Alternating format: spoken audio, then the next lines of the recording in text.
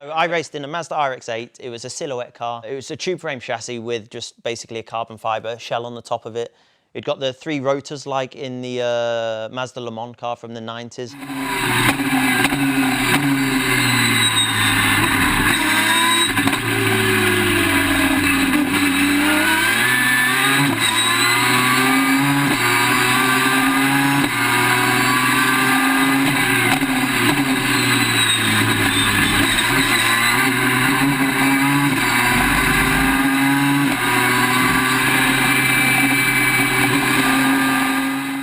Absolutely screamed and like it spat flames out like this long. Like it was so cool. Because I got a video of it on the dyno where literally it spits a flame out and it almost burns the guy's legs that stood next to it.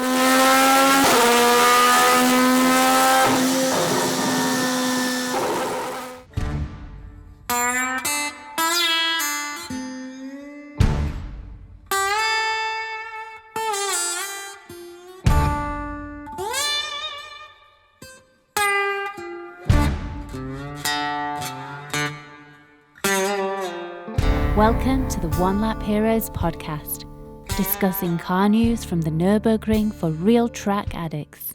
Welcome to this thing that is supposedly a podcast, but it's actually a video interview. And I'm between 2 racing drivers. Apparently. Racing driver sandwich. This is the kind of interview that you're going to see today. Next to me is Adam. He's actually someone that I know before ever meeting Gab. And Adam, in case people don't know you, introduce yourself. Small brief. Hi guys, I'm Christodoulou. I've been racing for 24 years. I did 10 years of karting and then I moved into cars, went Formula Renault, tried to obviously make the route to Formula 1 but couldn't afford to get there and ended up going to America, raced in GT cars, and a few years ago I signed with Mercedes AMG and I race at the Nürburgring a lot. Are you now a VORBILD for the Nürburgring? Am I right? Am I what? A VORBILD. What A role model. Are Which you is a very role good. model? Very cool. Very You are cool. now. No, you forgot the biggest part. The most important. You are one of the Nürburgring official role models. Am I right? Yeah. Yeah, I'm on the sign where I'm like, just like deadpan serious, and like half in my suit, half in my casual stuff. Yeah. Adam is Like very I humble. don't know how this happened that Adam became like this. Actually, this is the funniest thing. Like you. Because I take my road driving and my track stuff very seriously. So Adam is very humble, and also Piana tried to derail the conversation already from minute 1. He didn't tell you that he's actually a Nürburgring 24 winner. Actual winner, like overall, like the thing. Although his And- biggest achievement was the year before, right? Actually, what made you famous happened the year Stop! Don't spoil everything. So we are gonna talk racing, and actually these 2 guys have actually been teammates. They have been in the same car. We actually won the race when we did. Exactly, you have won. Yeah. 6 hours. Sure. So there is a lot of interesting racing stuff that we're going to discuss. But I want us to start a little bit earlier. So you said karting. And I would guess like this is where you started, your love about driving. So Yeah. where exactly does it start? So I started when I was 7. Basically, my dad's always been a massive motorsport fan. He always watched all the F1 and he used to, at home we had this yellow helmet. And basically as a kid, I'd put it on, run around the house, run into things or whatever. And then as soon as I was 7, he took me to the garage and there was this machine, my first go-kart basically. It was a 60cc air-cooled kart. He got me a helmet that actually fitted me. But the seat wasn't small enough in the kart, so we had to pad it all out. And so I went and did my first practice, let's say, at a local track. It was only 10 minutes from the house. So I did that and we started doing it most weekends, and halfway through the first year, like as a 7-year-old, I wanted to go and play football with my mates, and I wasn't really sure where this was going. So I started making excuses not to go because, of course, I was like, just like I said, I wasn't sure where it was going. We understand. Anyway, eventually I turned 8. I got my license, my karting license, did my first race, and I finished 6th overall, and I was rookie winner. And then, as they say, the rest was history. Like I couldn't wait to go racing. Then, like it killed me having to wait a whole week to go racing the next weekend. So my first race was at a track called Shenington, it went well. And then along the way, I did 10 years of karting, won a few British championships, and got quite a few trophies. And then eventually moved, or was old enough to move into cars. So basically, it's fair to say that actually, I think this is quite common. Like it's not a matter of like the passion for driving itself. Like this is something that this is for me is similar. Like for me, it's more like this the competition side. Like if like we happen to be race drivers because our father happened to put us in go-karts eventually, and this is where we became competitive. But if they could have just as well put us with a racket and a tennis ball, and we would probably be tennis players now. Like I think you're right. It's more for the competition because as things changed last year during the first lockdown of COVID and that, of course, we're all there and it's like, what do we do? And then suddenly, of course, there's the huge simulator hype. And so in the end, I ended up jumping on that. And to start with, it was very frustrating because when you're at the top of your game in what you do, and then you think, okay, this is just a simulated version of it, and you're nowhere near as good as the pros, the sim pros. It is frustrating when you first join in, but obviously over the hours, months and days, I ended up spending on it basically every day. Obviously I improved and I'm a lot more competitive now compared to what I was when I first started, but it's more for the competition. I think like you said, it doesn't matter what you're doing, as long as you're focusing on, you've got to have, I don't know, I believe everyone's got a competitive edge. And I think when people say, oh no, I'm not competitive, I think they don't realise that they are. You can say that it's bullshit. There is no... What I believe is that for people... Life is a competition. Doesn't matter what you do, you should want to do it at your best. best. And actually, I agree with you. And I think that the people that actually... the people that actually say, oh, look, I'm not that competitive, I don't really care, is like... I mean, it sounds to me a little bit like an excuse sometimes. Like, stop this shit. I'm not talking about people specifically, but this is how I feel sometimes. For sure there are people that are genuinely interested in only doing it for fun, but as a general, like, often the case is like, I don't really care. Like, like just do it for fun, but this is because they are not willing to work hard enough to, The proof of what you say is people trying to win track days and people doing in TF, like building all these fancy cars, trying to go as fast as they can in TF. So this is still competition. You basically... like lowering the level of the competition. The only thing is, the competitors don't realise they're in the competition. But those are the best races to win. Like when you're on the bicycle and the other guy is doing his own thing, and you go home, it was faster. Again, this is the other thing, like during the lockdown, of course, started to do a bit of cycling, and again, this like almost killed me because compared to the boys that I was cycling with, they were miles up the road and a lot more competitive, or they were just fitter than I am on the bike. And then you want to be as... it's the same to me. It's exactly the same thing. Like I cycle because I like cycling. I like the fact that you are free. Like I like the fact that you don't need any fuel, you don't need anything. Like you jump on it and you can go wherever you want. I really like that. But eventually I do it in a structured way, although there is no reasons for me to do it in a structured way. Do you understand? There is no reason. Your brain works like this, though. Beside my brain being wired that I have to do it in... I think he's trying to convince us that, oh yeah, I'm like really green, like zero carbon footprint. I don't care. Let's go motor racing and burn lots of fuel. Let's go fly to the racetrack. This is a guilt thing. This is what it is. With a few tons of equipment and then 2 very expensive race cars. No. Let's not go to the environment. We don't want to bother the green people. Everything is cool. You touched a few very interesting points, and I think we're gonna come to sim racing like later on in the conversation. Okay. I would just say that because of the majority of people sort of following these things, they are like track day people. They are people driving like normal cars, and maybe almost.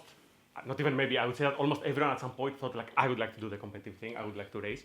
But I know that you do a bit of coaching in traditional cars as well. So this is not something, I don't know if you do it that much these days, but we actually met like when you were actually instructing normal cars. So how is your relationship with this?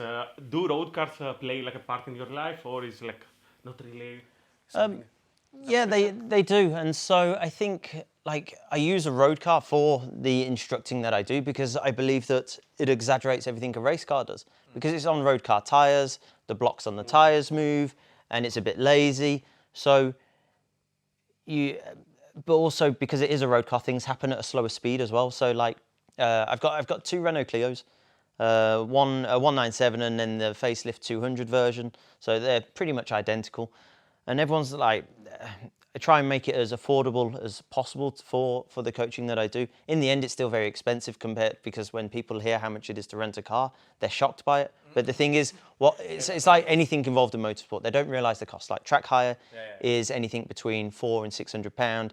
I need new tyres on the front of it every day and a half. So there's £300 just in front tyres. And then fuel, £150 of fuel, brakes and all of this. So we spoke about it this adds up. morning about the other. We just this morning we spoke about the taxi lap. Like you would consider, like we said. I asked him, like he did a few days ago, the Mercedes taxi laps, and he mentioned, and I asked him what was the price because it was a marketing event. No, I said 200 and what was it? £295 for one lap around the Nordschleife. That is incredibly cheap, and yet people were going to him.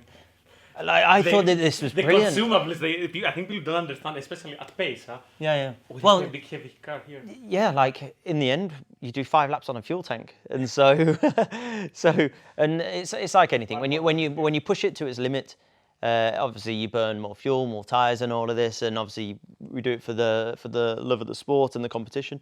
But I think, okay, to the general public, yes, it is very expensive, but in motorsport terms, I thought it was extremely well priced and really cheap. But like they don't realise that, okay, they've got to pay for car insurance, car tyres, car fuel, brakes, the mechanics that have to work on these things as well, where they're stored, the location.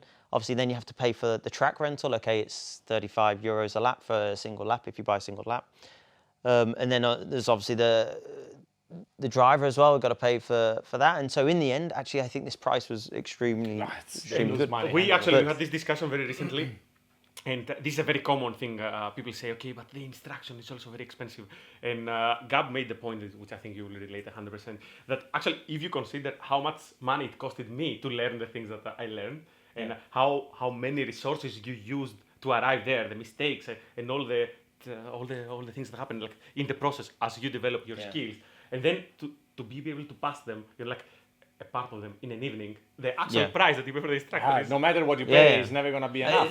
Like we've all wasted thousands of pounds on motorsports, on learning and just to get started, let alone to excel. So I think. But it's like anything. It's not the time you pay for at that moment. Like you have a plumber or whatever to come and fix a leak. Oh, it's £100 to fix it, and he does it in 5 minutes. You're not paying for that 5 minutes.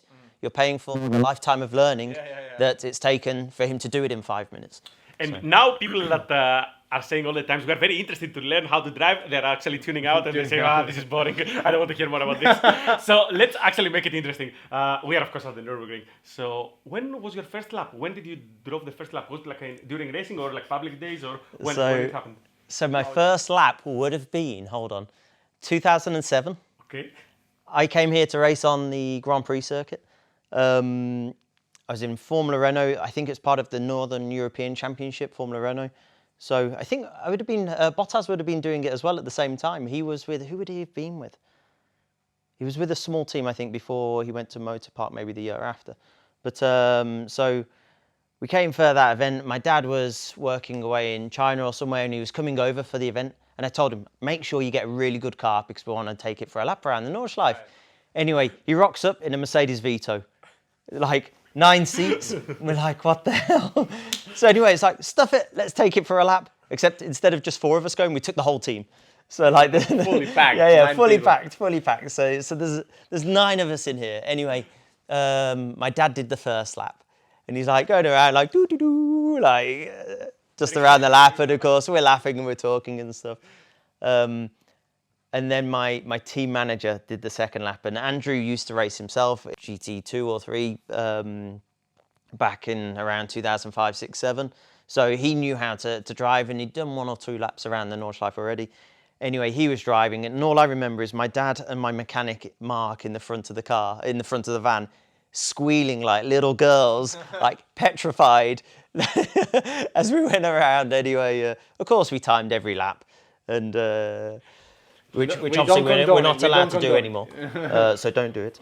A role model. Remember you're a role model. Yes. Very good. And so this was in 2007. We could get away with murder. So almost. So then, so basically, my first lap was in a Mercedes Vito. Okay, very cool. That is particularly interesting. But did you know the track beforehand? Like, did you? Only from Gran Turismo. So like as a kid, I think it was Gran Turismo 2 or 3. Okay. Like obviously a massive PlayStation. Like who would want an Xbox? It was always about the PlayStation. And Gran Turismo 2 or 3. I can't remember which one it was, but there was one that had the Mercedes challenge, and so you had to learn a section of the track at a time, and then the last challenge was to do a lap of the whole circuit. Okay. And of course, being competitive. I had to make sure I always had gold on every single challenge that I was doing. So until I got gold, then I wouldn't even bother starting the next challenge. And What so, a miserable life. How much we love it. yeah. Hey, look, I'm sure everyone can relate to this. Yeah, absolutely. So massive Gran Turismo fan as a kid, still am. But basically, I only found out the week before I was coming here that actually I was going to be doing a proper test. This would have been back in 2011 now. 2011. Basically, I did my single-seater racing in the UK for 2 years, Formula Renault UK Championship. Went over to America because I tried to go F3 but didn't have the budget for it. So I went over to America, the exchange rate was good, and I'm very fortunate enough that my dad was able to support me for a lot of this. So I won the championship in America, and that got me a full season. Is it the Indy Lights? It was Star Mazda, so it's the step below Indy Lights. Originally, we spoke to the Indy Lights people, teams, and they said, okay, this is the price. And a lot of them recommended, actually, let's do Star Mazda first, because if you win the prize, you win a lot of prize money to go and race in the next championship. So we did as they said. And then actually the prize was to race in GT cars in 2010. So that's what I raced in. In the RX-8. So it's the RX-8 with speed source. I have one thing. Because I'm sorry for derailing once again. You have to tell me the story of where you almost punched, like where you almost got punched. No, I didn't almost punch. I'm a chicken. Got punched by the guy. You have to tell me the story. So there is a video on YouTube about this. Explain. Give I don't know. Something happened. Like basically, he's racing. Like I want to say his name was Leighton. Close racing GT cars, early days, like RX-8, Spitting Flames and everything, cool car. You know, he's driving, but he's very young, so he's much younger than he is now. So he was motivated, let's say that. Like at that point, of course, you've got no fear, and I raced in a Mazda RX-8. It was a silhouette car. It was a tube frame chassis with just basically a carbon fiber shell on the top of it.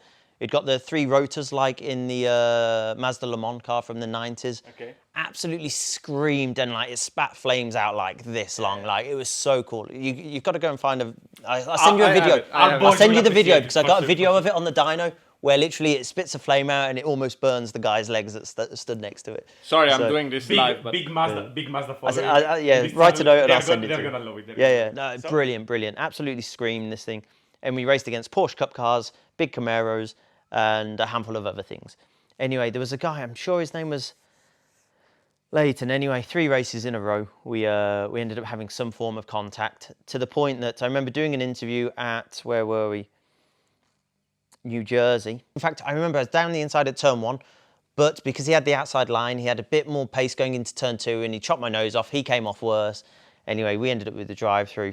And I remember being in the pits and being interviewed, and they're like, oh, what do you think happened? And of course, being a bit politically correct, I was like, I have to look at the video first to understand. Anyway, what I didn't realize, and I only found out after that, the camera guy or the interviewer is like, just keep on rolling the camera, because they could see the other driver coming down the pit lane, like storming with like steam coming out his ears. Anyway, next thing I know, of course, he taps me on the shoulder and he's like, yeah. And like, thankfully, like, I'm just a little Brit. So like, compared to some of the big guys in America, like I'm tiny. That was it. This guy used to like do motocross in like Nitro Circus or something. Like he was a complete lunatic. Okay. But anyway, in the end, by the end of the season, we were mates. But at that point, I think he definitely wanted to punch me in the face. And I don't know why I know this story, but it's very interesting. And so, since you started the camera guy said, I was pretty certain. He goes, I was hoping, obviously, he wasn't going to punch you, but I knew it was going to be good TV. Yeah. And he goes, with the camera there, I had a feeling that hopefully he won't do anything. Yeah. Anyway, thankfully, the mechanics got in the way. And of course, I was just like a little kid, like shitting myself. So, like, with this grown man coming at me. Since we are talking about good TV, and of course, we are going to come to the actual good moments, but there is one moment that almost everyone that follows the Nürburgring 24-hour, and especially follows the racing here, remembers. And it is 2015 on the main straight, I think. Not on the main straight. 2015. Was Kesselshen, no? Kesselshen. Yeah. So, what happened? It was 2015, correct? Yeah, 2015, So, the final year of the SLS. I'll just take it one more time so it's correct on the video. That has to stay in there. So it is 2015. It's at Kesselsen, and the car sort of loses a wheel. Do I remember this right? Yeah. Oh yeah, is this where you said it was on the main straight? Yes. This stays in the video. So anyway, but so that was 2015, and then 2016. But the next year, 2000, right? yeah. Redemption. You do want to speak a little bit about this? So 2016, brand new Mercedes AMG GT3, the new look from the SLS, normal doors on it. And this thing's just a bit more nimble, it's a little bit lighter, it's a bit more of a race car. The SLS was built so well, and it was perfect for endurance racing. For customers and gentlemen drivers, the thing was built like a tank. It wasn't too heavy, but the thing was just indestructible, except if the wheel fell off. And so anyway, new car, new season, and qualifying was a complete disaster, actually. I went off in qualifying because it was a little damp. And I went off at just after Wipperman. The right what's the next one called? I think it's still called Wipperman. I don't know. Comment if I'm wrong. But for me, this is actually Wipperman. They're right on top. Okay, so in my head, Wipperman is always the curb. Yeah. But anyway, there's a little bump there, and I hit the wet patch, had a wiggle, and I'll send you the video. Remind me. There's going to be a lot of videos I need to send you. They're going to be busy. So you're going to be busy, yeah. I had a wobble, and I literally just kissed the barrier and made it back onto the track. And of course, first lap out of the question. And then of course, then the next thing is I've got one lap to do a qualifying lap, but like my confidence is obviously a little down because I've just got off onto the grass and kissed the wall. But no damage though, right? No, literally it just took the paint off the arch and that was it. So thankfully nothing else. But still, it's in your mind that is there damage or is there not? Will it survive the lap or not? So anyway, I qualified 17th. And this was the year that we did 45 minutes of the race and it started hailing. And the first 45 minutes, I think I managed to get from 17th up to 9th, once I knew obviously everything straight in the race, full attack. A load of cars went off at Friedenkreuz and Arenberg. We survived, thankfully.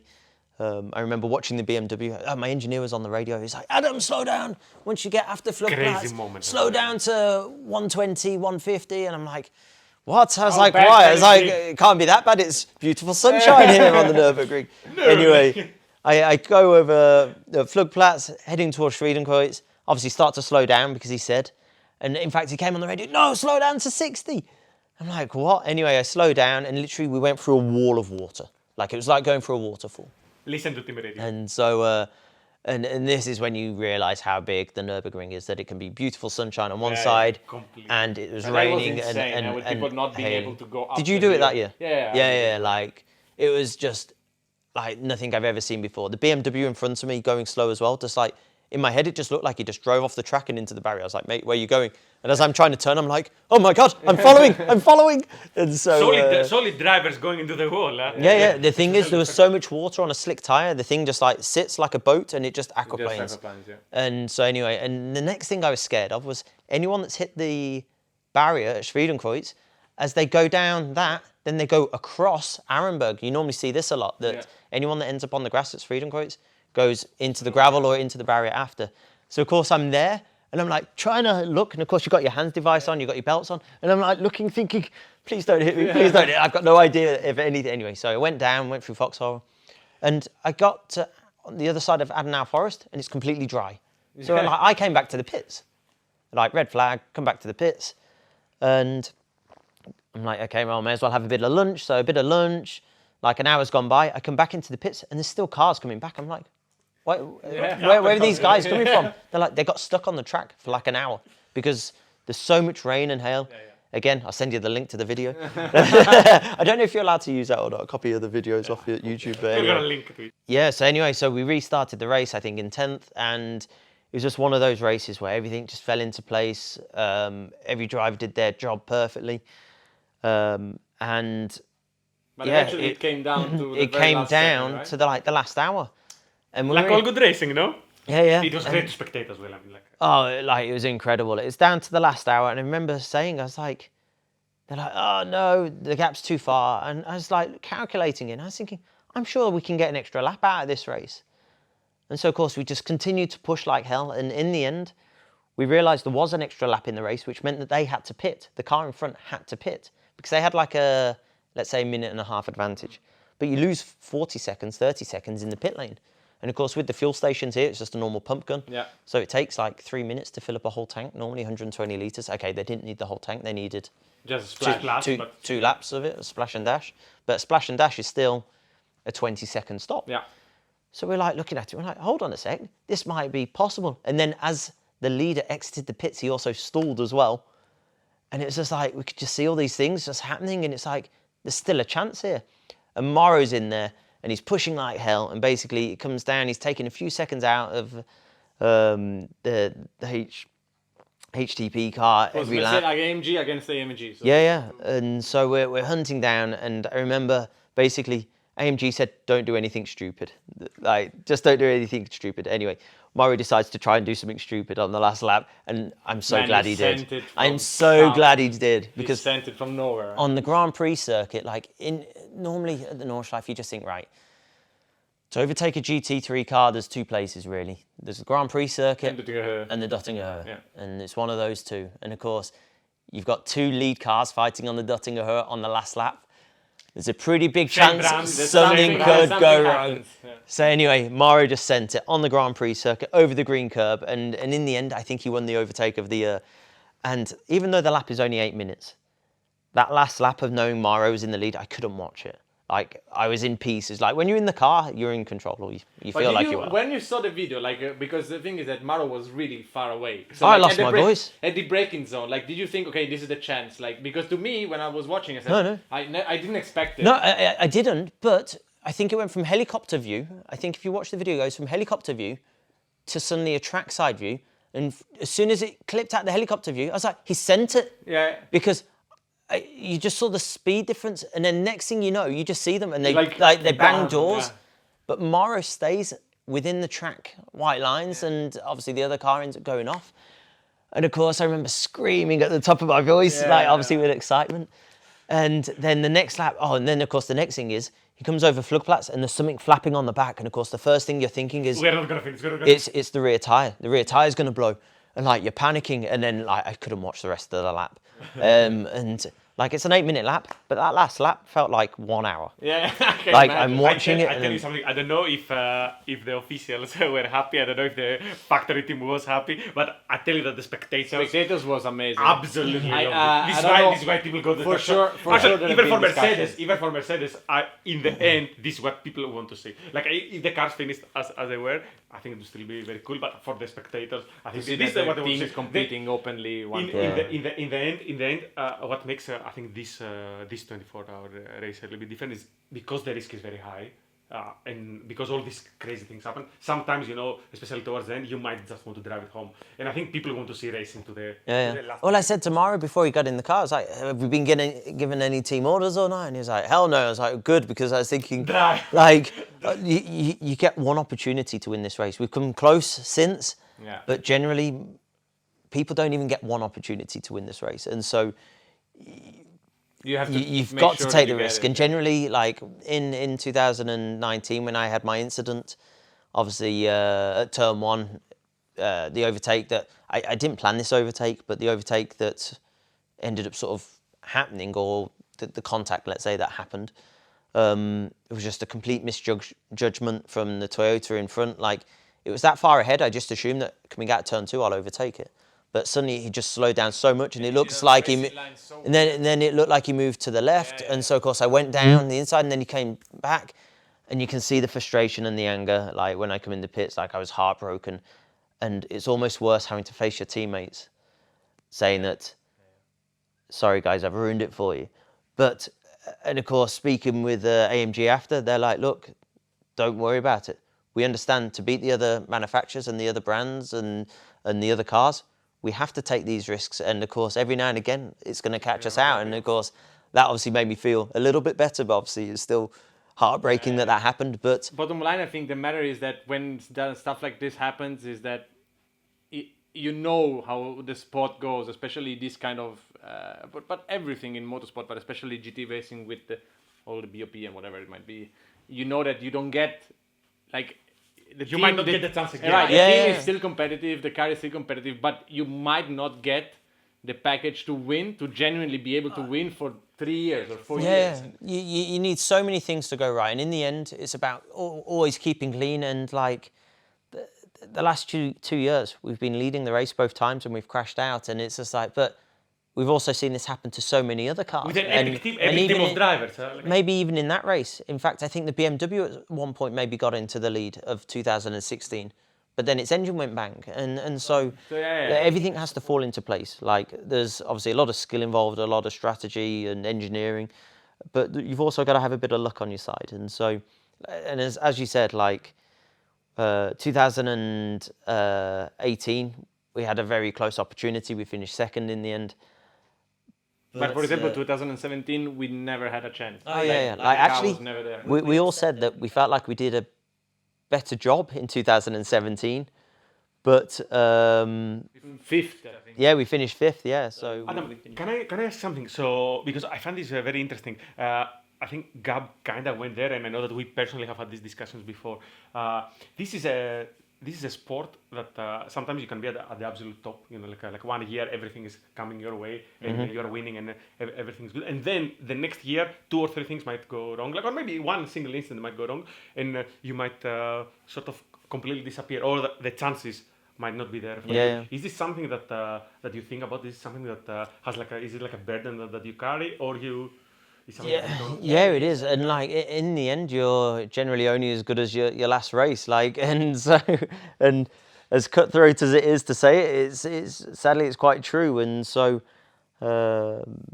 like last year, after like I didn't even do any laps in the race last year, and it was just unfortunate how it happened. The car aquaplaned, and we were out of the race. And of course, after that, I was like, wow, that might have actually been my last GT3 race this year, and it was like, okay, I did a Fun Cup race after that, but of course at the time it was like, obviously with the situation of COVID and lockdown and all of that, a lot of my opportunities, because I do a lot of racing in China, I wasn't able to get there, still can't get there at the moment, and of course it's like, oh man, like it was a little bit hard to swallow, but it is, motorsport is so easy to fall off the radar, let's say. It's so easy to do that. I remember when you eventually got the contract, and the AMG contract. The AMG if you contract. Cannot read the t-shirt. And I remember I remember you gave an interview, or somebody interviewed you, and they said, Adam, you made it, and you said, no, I didn't make anything. Actually, this is potentially I didn't make anything. Like next year, I have to fight for it again, and the next year, I have to fight. Like nothing has changed. Like it's the same. And this is something that maybe gets a little bit underappreciated in the sense that all of us doing it professionally, we live for the next day, literally for the next weekend. So like you have 2-3 bad weekends in a row, and everything can go. Oh yeah, like if I do a lot of customer racing, so of course you set the car up to them and you work with them and alongside them to try and make them faster, and then obviously you got to do your job in the car as well on top, which is fine. But if you have any contact or something goes wrong, and in the end a lot of it is also down to budget, if there's too much crash damage and then you can't make the next race, it can ruin a season or a championship, and then of course suddenly it's like, well, we didn't finish because you've potentially done something. And so there's a lot of pressure on, let's say, professional drivers trying to earn a living from it and to do all of this. And there's I suppose it's like any sport, there's almost no guarantee. Like, okay, you can sign a multi-year contract, but it doesn't take too much to go wrong for that to become void and stuff. The margin that you have, so the mistakes that you're allowed to have, because this also connects to what we discussed at the beginning, which is for the normal guy or even the track day guy, literally you cannot comprehend how expensive this is. So basically, how much money the manufacturers put on the line to do all this. You don't have many chances to do a mistake, because one mistake is a huge. Oh yeah, like we're racing these cars, like the GT3 cars start off at around basically 400,000 euros, up to some of them that are closer to 700, and it's just like, wow, that's mind-bending and this is just to buy the car. Exactly. Like, And the manufacturers, you haven't even fueled it yet. And the manufacturers bring their 18 there, so you actually have, especially like in VLN, I think people don't realize it, but like in the top GT3 cars, you have absolutely some of the best closed cars, closed cockpit drivers. Like on the planet. They might be here for that race, and you have your best engineers here, and the teams, the amount of infrastructure behind. Of course, you have the car. Yeah. There's more engineers per team than there are drivers. Yeah. So I think people don't realize how much effort goes there, and of course, as you guys have said many times, and the thing is that the mistake that can cost all of this is you put a wheel slightly on the white line or a curb that's slightly wet and you go round, you can destroy a car very fast. And by the way, you do the mistake is yours. You win altogether. So all the way, for every single driver that you see and you say, okay, fuck, he has the life. No. On social media it says we win and lose as a team. In reality, we win as a team, you lose by yourself. Yeah. Okay. Let's move to something different that I think people can relate a little bit more. You spoke earlier about doing some sim racing during COVID, and I think a lot of actual racers go. Come on, plug. I know you have to plug something. Plug it. So yeah, plug it, man. I hope he doesn't plug, but I don't want him to plug. But so my simulator racing twitch.tv/Adam Christodoulou is live every Monday night. I host 3 sessions. Everyone is more than welcome to come and join. but I actually have like a real question. I know that for everyone is different, but you already touched a little bit on it, like the transition. Do you find just the competitive aspect like engaging? So because you have to compete with other people, that part of your brain gets tickled, and that is enough? Or you think that there is good disciplines that you can build in sim racing that then can transition to the sport, especially from someone being like in the top level in the real life? How do you think this translates? Is there some correlation? Is there use to sims? I think there is at a certain level. I think the sim that I've got is, even though it's a really high spec, it's then down to some of the softwares that you're using and also the brake pedals. So I'm very lucky. I've got a direct drive wheel, so the thing goes up to like 26 Newton meters, which is like strong enough to break my wrists if I accidentally turned it up too high. And then I've got like the Formula wheel for it, so it's like a Formula 1 wheel with a load of buttons, which in the end,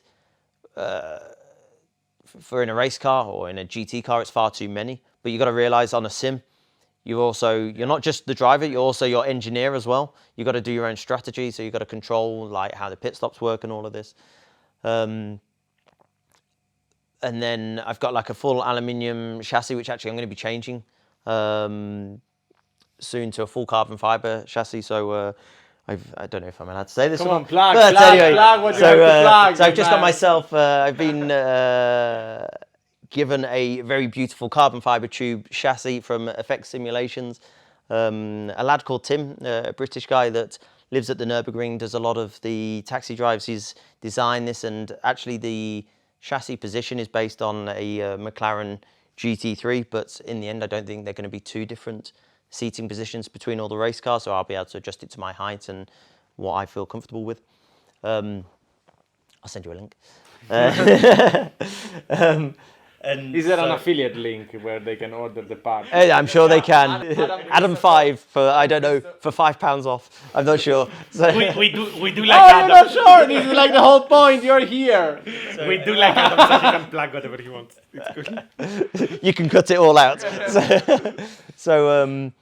So then I've got like the Heusinkfeld pedals on there, and these are really good. Like you can actually get like hydraulic pedals now as well, which I suppose are even closer. Yeah, but I'm saying the Heusinkfeld is good stuff, man. Oh yeah, like for the pedals, they're known as being one of the best, and so I've got these. Like in my head, I was like, stuff it. Let's go, no expense spared. Let's get the best of everything, because then I can use it for coaching people as well. And I've done a little bit of remote coaching, so if someone else has got a sim, then basically we can do laps together at the same time.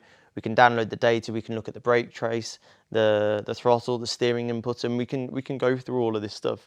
I mainly race at the Nürburgring on the sim, because last year there was, and this year, and next year. And next year probably there was something called the DNLS, the Digital Nürburgring Championship. I did one as well. So yeah, so I got involved in that, and so basically you got to make sure you're better than everyone else. So of course this was basically the only track I practiced at for months. So I did a lot of that, but also I thought, well, if I end up integrating it as of course sims aren't cheap. Like they start off from, you can probably get a real basic setup for maybe £2,000. But to really go there. But they go, well, like I think the stuff that I've got is probably worth over 12,000, £13,000, but they can go up to 30, 40, 50,000. It can go wild. But I don't think I'd love to have a go on a Formula One sim, because like the one with the well, just because I know what software they're using for some of their stuff, but I'd love to know how realistic it is, because some of the softwares, the physics aren't quite correct. Like the one I use mainly is iRacing. It's the one that's probably the most popular out of all of them.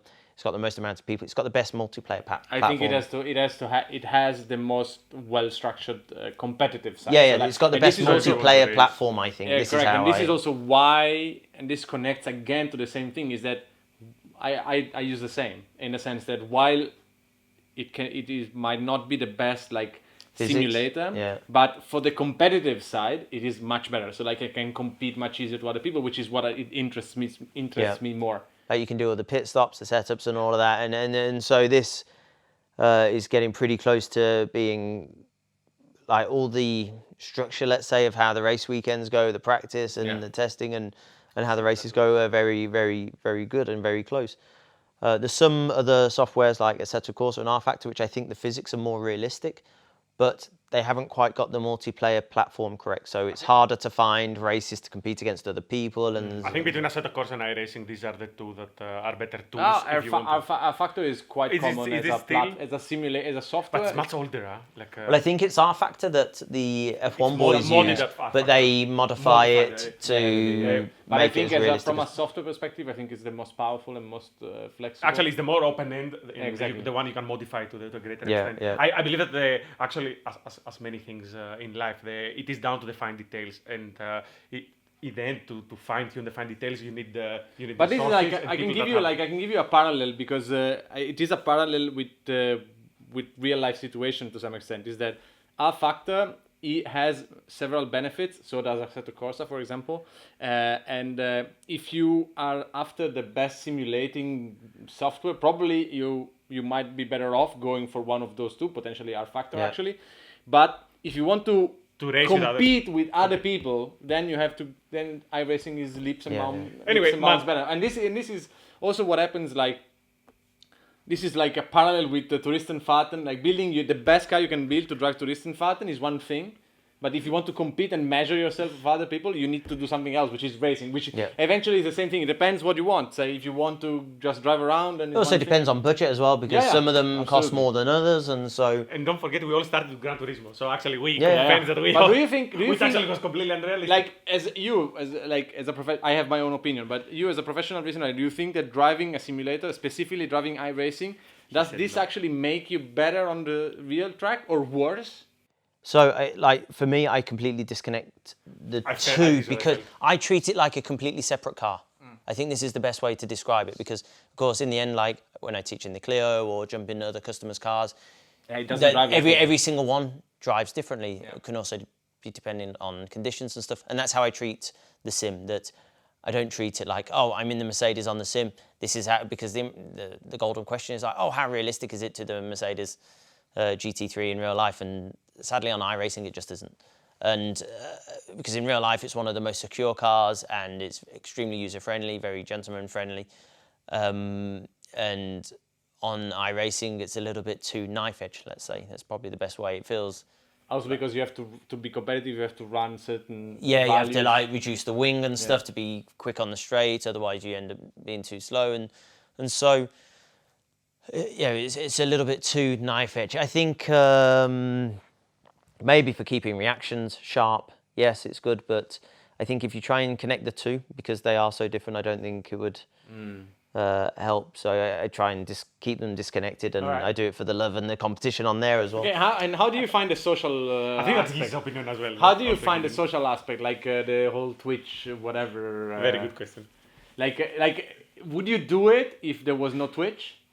If this is a genuine. If there was no audience. If there was zero audience, would you do it? Nowhere near as much. Okay. Fair answer. Because actually the online community is incredible on there, and so Twitch is like the live stream of YouTube basically. Yeah. Like in the end YouTube now does the same. I don't know which. But Twitch is his own beast. I think as far as live streams go, they have nailed it. And but also the way also. I mean, I don't wanna go around it too much. Like also the way that you can actually make money. Like literally. Yeah. Like I've made quite a bit of money on there, and like it amazes me that you can watch me for free, but if people just want to support the channel, then they can subscribe and stuff. And they can do it directly, which is something that YouTube doesn't have. And I think this is what you are asking is a very valid question. We have a bit of the same problem. Let's say we are doing these cool things with our cars no matter what. So we do our builds and we go out and we drive them and we want to do these big adventures, and we want to do even bigger productions and we want to do all these things. But of course, we support all these things out of our own pocket. And there is audience that actually enjoys it and would be keen to support. So there is for sure like a divide between content creation, and the people that want to enjoy it and how these things merge. I think a live stream is always a bit more difficult because in the end, actually, like I've done a live stream where I've been building my computer, and generally, for most people, it's not that exciting to watch. I'm shocked, man. But you never know. But you never knowing you, I would watch it because how. Like, mate, I had no idea, and I am so glad I streamed it because the amount of help that everyone gave me, they're like, no, don't do that. Disconnect this. And like connecting the plug, almost about to whilst I'm having my drink over the top of it, don't do this, Adam. So, like, of course, in the end, like, before I did this, I watched like one video on YouTube and like, right, how to build a computer. Oh yeah, I can do that. So this is how I do all my driving. This is how I teach myself so much. It's on Excel or like sim stuff. How do I do this? YouTube, and I find it. There's always something somewhere on there. Whereas Twitch is more for obviously the live stuff. But what I've realized is like some of the shoot 'em ups and some of the other areas of Twitch, like the viewings are so much higher versus the racing simulation. And I don't know whether that's just because, of course, generally if you're racing and then you go to read the chat, you crash. So, what we do is boring. Someone should say it. I was saying, even in real life, I don't watch racing. Well, it's funny. So no, I do not. No. I don't watch like during the race. I don't watch the race happening. Yeah. So like, actually, one step further. If you're not racing, you also don't watch the race. No, because if I'm not, do the activity. I can guarantee you, if I'm not racing in the race, there is no way I'm checking the race. But that's you go and you see 70s touring cars. That's actually. I think it depends what kind of racing, right? Because like British touring, or if you know someone that's there and like. So, yeah, okay, but if you have a connection, then you've got a bit of a connection. But this he checked the results and he just said to the guy that he watched the race. No. Oh, you had a great race. But Gabrielle, I lost 3 laps. Oh, your teammates did a good job then to get you back into the top 5. It's funny. So, like, obviously, I've put a few laps up on YouTube, and of course, in my head, I'm like, oh, this is a brilliant lap. It's super fast, and it's incredible how little it works. And a few people have said, like when I've done a lap around Silverstone, for example, in the Renault Clio, some people have said it's boring. Like that's not fast. It's too smooth. But in the end, actually, to be quick, you've got to keep the car as straight as possible. You've got to maximize it. You don't know what and you're it's not that exciting. What have you done? You know nothing. My cousin Phil is sideways everywhere. Well, this is it. So my Clio.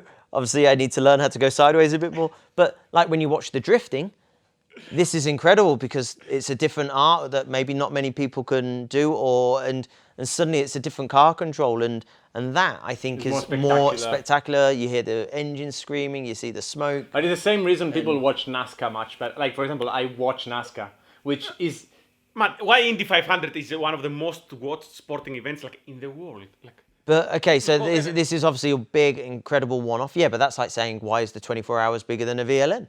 Because it's the blue ribbon event. What I find somehow funny is that I don't know about you. I talk about myself. Like I find that the 24-hour races are super cool. Like genuinely super cool. Like from an experience perspective, the fact that the race is so long that you get in and out and.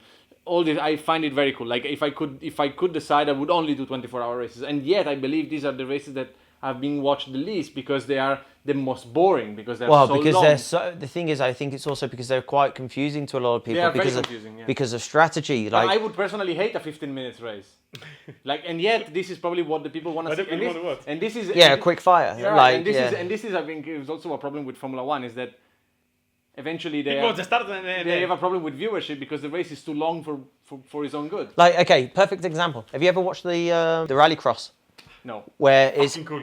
it's like a 6 or 7 6 lap. minutes, yeah. Yeah. All out. Like literally all out, and it's okay, maybe it's because it's chaos and there's a bit of rubbing and bumping. But I think this is also the reason why people watch the NASCAR, because those boys, even though they're going around in a circle, you don't realize until you do an oval how bloody much they're scary working. it is, And how much they have to work. The and car is how, moving But all the time. also, of course, it only takes one person to misread someone else's, whether it's their signal or situation, and all hell breaks loose. Yeah. And sadly, not that this should be the reason for people watching, but No, but I the think- crashes are extremely And spectacular. I think NASCAR's drivers are vastly underestimated. But so first of all, I think we should not separate this. The danger element of the sport is clearly one of the main reasons people have been spectating for years. It's not cool for the drivers. It's not cool for the drivers to be considered consumables in the process. No. Absolutely. But it's certainly one of the reasons people watch motorsport. Well, it's the same as Nürburgring. Probably the most Popular thing is popular- class videos. Man, absolutely. popular video I want on to touch. I want to touch on something that both of the points that you raised are actually cool. The fact that rallycross makes for a good stadium sport, so people would actually pay to stay there and watch this. the commentators as well. Like, This is what is, in my humble opinion, is missing context. So a good commentator, a live stream that is actually like. Not only that's accurate, that's entertaining, because these are two different things. There are fantastic commentators that they know everyone, but they don't make like obviously, I don't understand what the German guys are saying, and but I like. And But it's the Radio Le Mans boys that do it,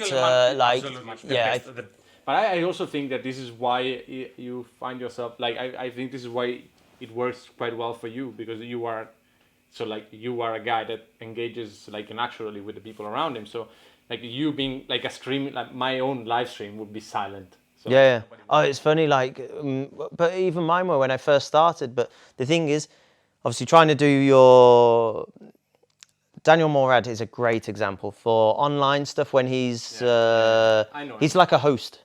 He's like a radio host, and he's talking and he's racing. He's really good on the sim, and he's reading the chat, and he's brilliant on that. And of course, I end up I watch him on there. I'm like, how do you do it, man? It's incredible. It's just he's been doing it only a year, but he's been doing it for 25. He's so good at it. And in my head, I'm like, right, how can I figure out how to get that good and at it? There's times where I am in silence, but generally I've got 1 or 2 people in Discord talking to me as well. So this makes it better as well, because there's a little bit of chat. We might be talking about strategy. They'll be watching it as well, and we can do a bit of number crunching, because this stuff I think is exciting. Trying to figure out how to outsmart the other guys. And I think this is also something that the audience can connect. So the actual craft of racing and driving fast, I think it's not a very nice thing to say, but the majority of people cannot fully connect in exactly as you said, you're driven clean around the normal racetrack. For them, it's not the fastest way around, but it's not exciting to watch. The fastest way around is why I think the most boring. One of the best things the American did to Formula One was to do with Netflix this deal and do driver. Not because for the car guys, I have many friends that are furious and they say this is not accurate and this is not okay and this is not correct and this and the fake drama. And I said, guys, this is not for us. This is for the general public, Exactly, for more people to understand and live the sport. I bet there's not even 5% that watch or know what motorsport is. Whereas this has opened up, I think, so many people's eyes. But we all win, exactly. But this is also why, for example, to give you a parallel, this is also why Sabine and Top Gear collaboration was important. And this is also why Ken Block is important. Because, of course, I have so many people come to me and say, do you really think that Ken Block is a good driver? So first of all, he is, and people saying, but he didn't do it in one take. Why does that even matter?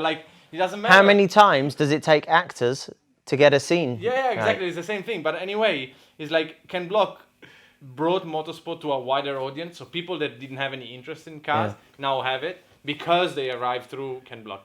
Many people that didn't know the Nürburgring came here because they saw Sabine, and because so it doesn't matter if Sabine is the best driver in the world or not, how many races she won. Absolutely. Her contribution to the sport is huge. Actually, still huge. Clarkson is not the best reviewer.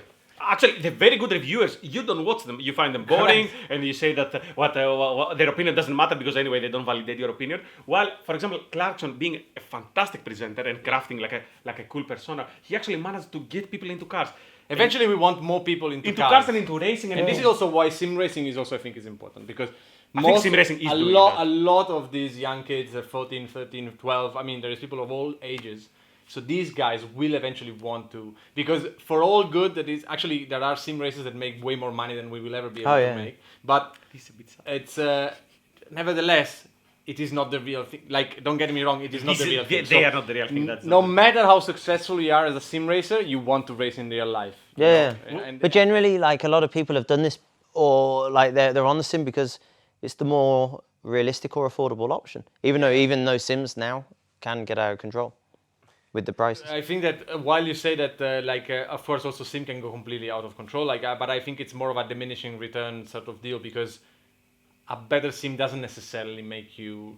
Oh no! Like there's some of these guys that are on the sims and a single screen. They're using a single screen. They're using a £2,000 like system, and okay, I'm very fortunate. I didn't have to. I still spent a lot of money on mine, but I didn't have to pay the retail price for it. But like, there's people that are running on £15,000-20,000 machines, and these guys are better than them because they've honed their skills for this. Because eventually, and that's particularly cool. Because eventually, it doesn't. The equipment doesn't matter so much as it does in real life because the feedback, what makes you fast, is not the machinery. You're driving to a code. It's like correct. Is understanding what the software you are working with wants, and then doing it. I think now this is a very good segue to go back into reality and to actual cars, because although that is very cool, and as far as racing, which is something that you cannot do on the chip, this is a fantastic entry point. Even karting, that you said, people spend fortunes to even. Well, people spend more on karting now than people spend on cars. It's like got out of control. And Lewis Hamilton mentioned something about this the other day, just saying, look, we need to figure out how to control this situation. And also, I answer on this. I completely dislike how the vast majority of people completely misunderstood the message. What he said, exactly. So he didn't say the current generation are spoiled kid. He said motorsport is too expensive. So now, if you want... Like, realistically, I think to get to F1, you need like 8 million. Yeah, but if everything was smooth, crazy. Driving wise, what is out of all the modern cars that you have driven? It could be like something completely humble, like a Clio that we discussed, or something fancy that you did taxi laps with, or customer cars. Is there something? Is it like some road car that you actually like? What sort of that speaks to you? Or coming out of race cars, fast road cars is not really your thing? I think I enjoy the classics more. Because you've got an SL, right? Yeah, an SL 190, and you drive at 70 and you feel like you're doing 100. This is mile an hour. And it looks beautiful. And it looks beautiful. He's still a role model. Yeah. And so and like, we inherited my granddad's SEL 300 as well, like the original 6.3 litre, a boot big enough to put a few dead bodies in the back of it, like part of the mafia. Like, it is so cool. It's on air suspension as well. So like, what year is it? It's 1978, I think. And so like, every time we go to start it or get it out of the garage, it is on the floor of the garage. Okay. Because it's got a slight leak on one of the airbags, so the thing is like slammed. and we have to turn it on, wait for 5 minutes, and like, it eventually goes up on the airbags. But it is so cool. So and it's got an old 8-player in, I think it's called. And there's like, my granddad like hot wired a button into the back. So if you want to change the track, there's like it looks like an ejector seat button. So you just press the button and it skips onto the next track. So you actually look cool outside and inside. Inside. Yeah.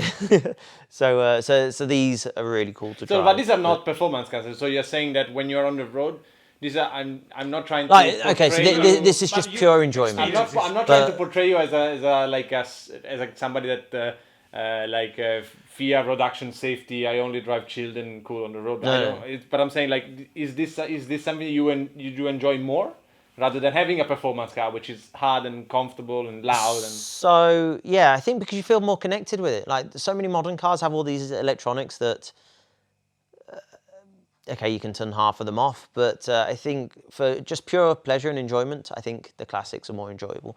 But for obviously getting around, then obviously take something like got the A35 at the moment. Really nice. I ended up going for that because at the time, of course, with COVID and that, I thought, well, let's try and be a little bit sensible and not spend too much money on a car. So, for my choice of car was that one. It was the most affordable AMG that I could lease at the time. But of course, it's coming to the end of the year now for that lease, and I'm thinking, maybe I should get something a little bit more. So you would see yourself in an MG GTR sideways? No. I'd love one of those. I'm thinking maybe I get myself like a C63. Like when I first had my contract with AMG, I was like, I want the C63. And they're like, no, this is your option. And then, of course, as soon as they gave me the option, right, you can have any car you want, I went for the A35. But it's just because of all the COVID thing. And like the Chinese guys obviously informed me that, maybe it might not be so easy to get over there, and I do a lot of racing over there. Actually, now they completely stopped racing there. Yeah, exactly. At the moment, it's completely stopped, and so... I have a question that has nothing to do with cars. Okay. Fantastic. You have been...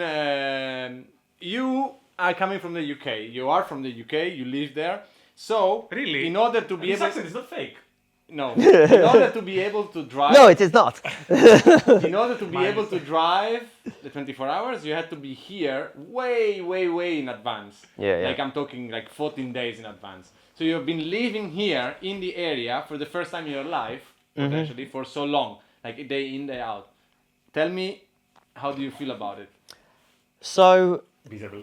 the Nürburgring is a incredible place, but at the same time it can be very strange as well. Like obviously it's in the middle of the Eiffel, a huge forest, and the first few days I stopped down in Adenau, and it's a little bit busier, there's the shops and stuff around there, that's nicer. But then I ended up going to Zolder, so I had to cancel all my work that I had planned because basically the German government decided that the UK was on a high risk because of the new variant. And so basically within 10 hours, I had to pack my bags ready for the 24. And this was like 10, 11, 12 days ago now. And so because I got here before midnight, I didn't have to isolate. But of course, I still want to be sensible because this is the biggest race of my season. Yeah, and the last thing I want to do is anything go wrong and anything go wrong. So we were unsure whether we were going to be able to get exemptions or not, and it was just like, well, do we take the risk? So basically all the British drivers, myself, the guys from Porsche and BMW, we all had to leave on the Saturday and come straight here. So went straight to the track, and it's in the end, towards the end of the last weekend, I did the hot laps, which helped pass time a bit more, and I got to do a few laps in a road car. So you're moving here permanently, right? For no reason. He's trying to be polite, but yeah. Right, okay, so I looked, honestly, I looked at properties here because I thought, I wonder, no, but hold on, wait. I'm going to have to explain this to Lydia before this goes out. No, because can I say something? I thought, right. You are moving, it's not a problem. But you're getting a key. Lee told me, I hope he doesn't like it and he doesn't ask me to move there. No. Like, I wouldn't want to move here, but I thought, and it's crossed my mind a few times, is it worth just getting a place here? Because I spend quite a lot of time here. Would it be worth actually just buying a place here rather than having a hotel every time? Because hotels range from, I don't know, like €50 up to €150 a night. He's actually building the argument. Even more, cool. like. And so, and then also I was thinking, then if I get one that's maybe a 2 or 3 bedroom, obviously the thing is, I never race here on my own. There's always at least one teammate with me. And I thought, is it worth doing it and looking at it as a bit of an investment and making it a little bit of a business? But of course, properties here should not be that expensive, right? Yeah, but they're very hard to find. There's not many on sale. This is the thing, because generally when someone's got a place here, they keep it. They keep it. They kind of keep it. Okay, so you would consider living for a bit here? No. Okay. No. You sound like a smart man, this dancer, but I think quite clear. Adam, honestly, it has been fantastic. I had no Or doubt. at least for us, it has been very enjoyable. For the 3 people that are watching still, I hope they did enjoy. Remember to subscribe. No. Stop. can we go through like everything you want to plug again? Camera like your Instagram handle, your YouTube channel, camera Twitch handle, the promo code for your simulator, so you can get a few penny in. Like, please go through it. Like, I have a feeling we're taking the piece in our guest, and I don't like No. 3, 2, 1, now. Everything at Adam Christo. Okay, easy. Except Twitch, which is the full name if you can figure out how to spell it. There'll be a link. There is gonna be a link below. A very good branding, by the way. Everything Very one good branding, one handle, everything cool. Yeah, absolutely. Man, absolutely a pleasure. I hope we do this again one more time. Dude, thank you very much. I had no doubts. Enjoyed it. This was a primer. I hope we get to talk other things in the future. Absolutely. And best of luck. And you, dude. Absolutely. Yeah. We'll see you with your armbands on and with your paddle. There were some Try to interesting survive. stories behind the cameras. Unfortunately, we had to set them with you. But stay tuned for the next one. Yeah. Ciao.